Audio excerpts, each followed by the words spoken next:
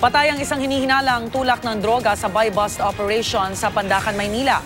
Ang suspect dati na daw sumuko sa Oplan Tokhang. Narito ang report ni Mav Gonzalez. Sa maliit na bahay na ito sa Pandacan, Maynila, nasukol ang isang hinihinalang drug pusher kaninang madaling araw.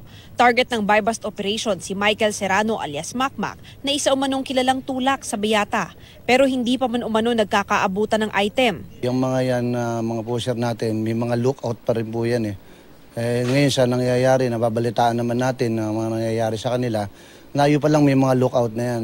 Pagpasok po ng kapulisan natin, hindi natin alam may nakatawag na. Papasok pa lang po yung pulis natin doon sa pinto. Kung makikita nyo po, may tama na po yung pinto nung kanya.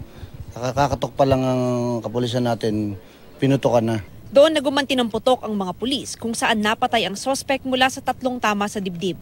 Wala namang nasaktang pulis dahil sa pinto tumama ang bala. Dati nang sumuko sa Oplan Tokhang ang sospek pero nagpatuloy pa rin daw ito ng pagtutulak sa lugar nila. Ang kapulisan naman po natin, pinipilit po natin na mapasuko at mabigyan ng magandang rehabilitasyon ng ating mga lulong sa droga.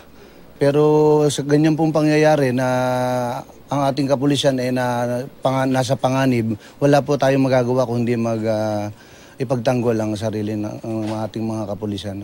Nakuha sa sospek ang isang caliber 38 at 5 sachet ng hinihinalang shabu. Ito ang unang balita sa Maynila. Mav Gonzalez reporting.